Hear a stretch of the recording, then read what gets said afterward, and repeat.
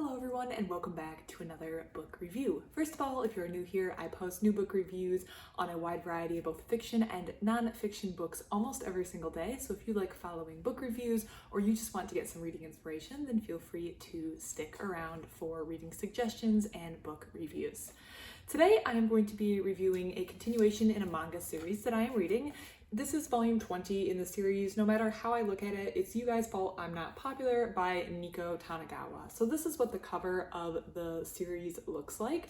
So if you have not read this series before or you haven't watched my reviews on this series, I would recommend going back on my channel and watching reviews of volumes 1 through 19 because I am going to assume that you have some familiarity with the story up to this point in the review of this volume.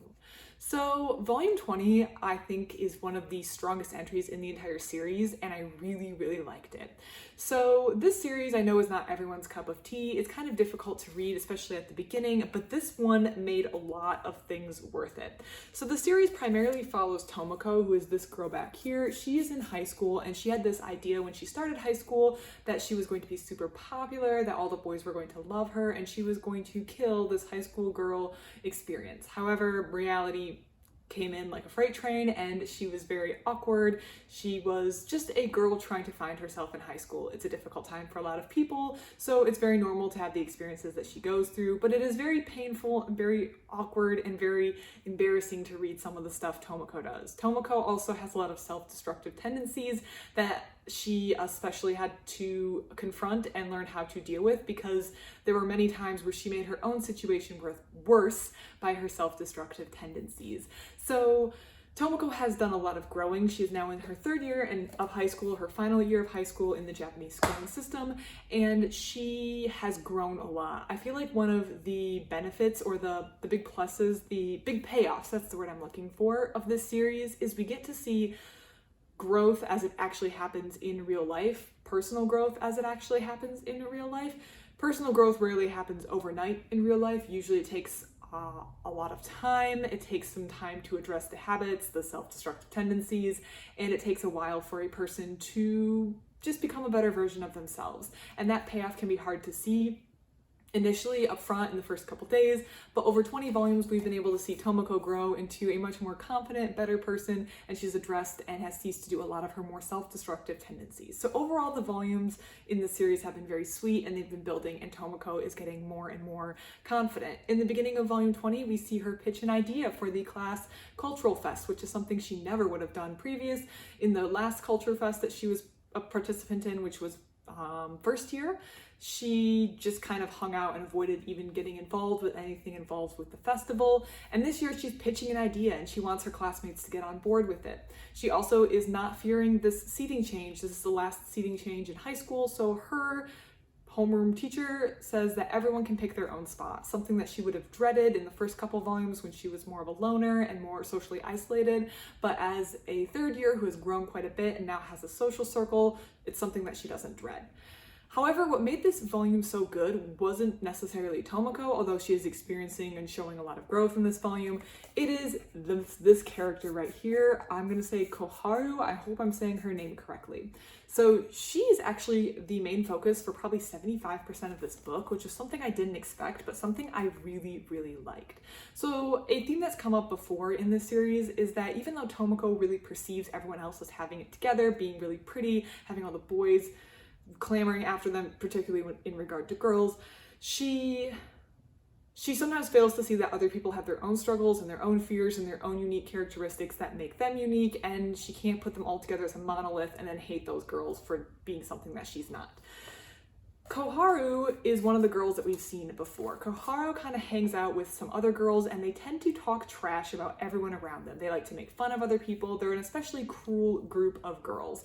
And Koharu has been kind of involved with this group for the last 3 years of high school. It's her social circle. And this series kind of addresses Koharu and her inner feelings and her relationship with her friend group. So the focus really isn't even on Tomoko.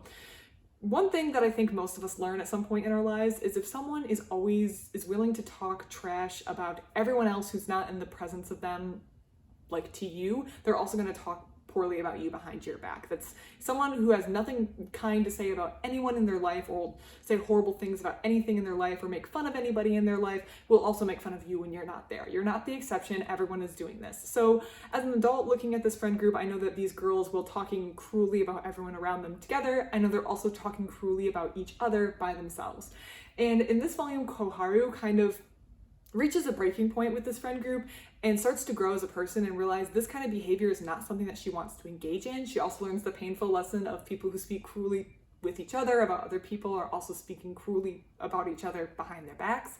So she's learning that lesson, which a lot of us learn, and she also is realizing that this is maybe behavior she doesn't want to engage in. These are people she doesn't want to engage with, and these are things that she doesn't want to do going forward. She's in her 3rd year of high school, and Koharu, who is someone who we have again seen before in previous volumes being incredibly cruel and mean, especially in the way she thinks and talks about other people, is finally getting quite a bit of character growth in one volume, and I feel like the payoff and seeing someone else grow in a way that we've seen Tomoko grow is very, very rewarding, and I really, really enjoyed it. Like I said, I think this is one of the strongest entries in the series. I wouldn't say it's funny. There have been previous entries in this series that have been like laugh out loud funny, and I wouldn't say this one is necessarily laugh out loud funny, at least not the entire way through, but I do think that the character growth was really, really satisfying and rewarding to watch.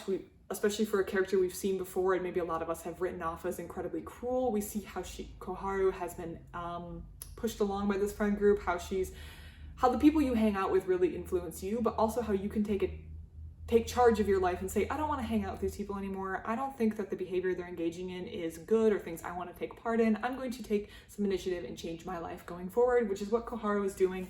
And I really applaud her for that. And I think that she deserves to be the star of this volume. Like I said, one of the best ones in the series so far, in my opinion. I love this entry. This was a great entry in the series and made the last 19 volumes worth it. Not that the last 19 volumes were a slog necessarily, but it's cool to have such a good volume occur so late in the series. It's not like the authors have lost the rhythm. I feel like the authors are really here, and this volume came out very strong, and I really liked it and appreciate it and recommend this series to anyone who might find the topic of this series interesting. If you read volume 20 or have any thoughts on the series, no matter how I look at it, it's you guys found not popular or the character Koharu, please put it in the comments below. I love to receive them. Otherwise, thank you so much for watching, and I hope you have a great rest of your day.